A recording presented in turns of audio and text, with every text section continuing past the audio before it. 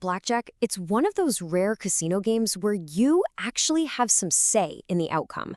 Your decisions matter. And that's what pulls us in, right? It feels like this puzzle that's just begging to be solved. For decades, players have been chasing this idea that there's some secret trick, some hidden system that can finally beat the house. So let's get into it. That's the big question, isn't it? The million-dollar question. Is there really a secret to beating blackjack? Some special method that just flips the whole game on its head? It's this exact question that's launched, I don't know, 1,000 books and a million different systems and late-night casino theories. Think about it. Unlike a slot machine, in blackjack, you get to make choices. Hit, stand, double down. That feeling of control is so powerful. It creates this illusion that our gut, our intuition, or some clever little betting pattern can actually outsmart the cold, hard math of the game. We just assume there has to be something more to it. But what if the real secret isn't a secret at all? What if it's been hiding in plain sight this whole time? Not some complex, genius trick, but a simple, incredibly powerful tool. As it turns out, the real secret is a chart. So what we're talking about is something called Blackjack Basic Strategy. And look, this isn't based on your gut feeling or some pattern you think you see. Nope. This is what you get when you have computers run billions, and I mean billions of hands to figure out the one best move in every single possible situation. The move that loses you the absolute least amount of money in the long run. It's pure, unadulterated math. And just let that sink in for a second. Think about how definitive that statement is. After all the creativity, all the complex systems people have dreamed up, the single most effective tool is a simple and, yeah, let's be honest, kind of boring chart. Okay, this is a really important point to get. The chart is not some magic wand that's going to make you win every single hand. That just doesn't exist. Its only job, its entire purpose, is to shrink the casino's built-in advantage down to the absolute lowest point the rules will allow. It's about playing the odds perfectly, every time. So, you might be wondering, if the chart is the answer, why are there so many other systems out there? Well, most of them fall into a couple of categories of myths.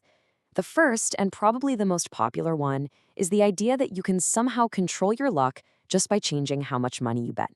You've probably heard of these, right? Systems like the martingale, where you double your bet every time you lose. And the logic, on the surface, kind of feels right. When you finally win, you'll get back everything you lost, plus a little profit. But it is a very, very dangerous illusion. Let's just break it down side by side. The trick of a betting system, all it does is change how much you're risking. Sure, it makes your wins bigger, but it also makes your losses absolutely catastrophic.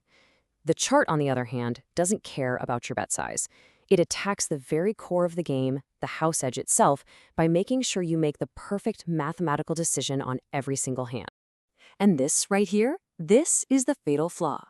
It doesn't matter if you bet $1 or $1,000. The underlying math of that hand, its expected value, doesn't change one bit.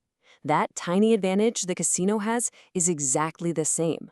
All you're really doing is cranking up the risk. Okay, so let's move on to the next big myth. This one is less about your money and more about how our brains are wired. It's the belief that what happened in the past can somehow predict what's going to happen next. Come on, we've all done this. We see a dealer bust 3 times in a row and we think, they're due for a good hand. Or we see a table where everyone's winning and we rush over because it's a hot table. Our brains are literally hardwired to see patterns, even when all we're looking at is pure randomness. So here's the fundamental conflict. Chasing patterns is based on something called the gambler's fallacy, this mistaken belief that the deck has a memory, that past hands are all connected. But the chart, it operates on cold, hard reality. Every single hand is a statistically independent event.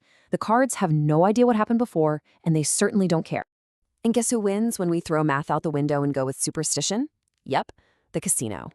Every single time a player makes a bad move because they have a feeling the deck is turning cold, they are literally just giving away their own money.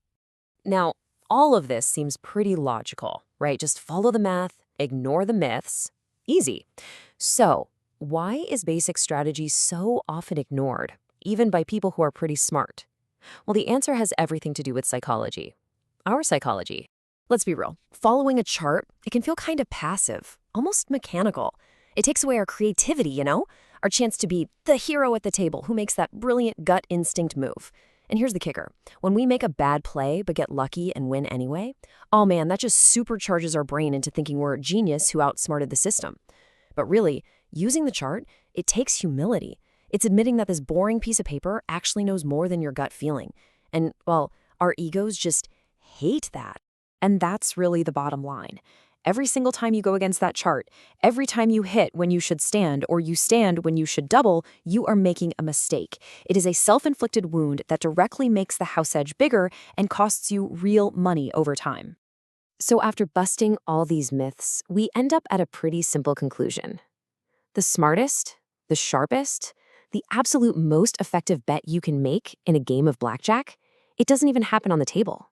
It's the decision to just accept the math. I mean, look at what this simple chart actually gives you. It minimizes your losses in the long run. It helps tame those wild, bankroll-crushing swings. It takes emotion completely out of the equation. And it does all of this without you having to memorize some crazy, complicated system. And this right here, this is the ultimate prize. When you play with perfect basic strategy, you can knock the casino's built-in advantage down to less than 1%. In some games, it's even less than 0.5%. That is about as close to a fair 50-50 game as you'll ever find inside a casino. Wow, this really says it all, doesn't it?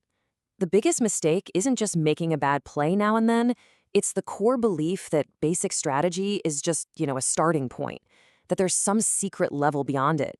Well, there isn't. The chart is the destination. So in the end, the math is settled. The chart is complete. It represents the single best way to play the game of blackjack, period. The only variable left in the entire equation is you.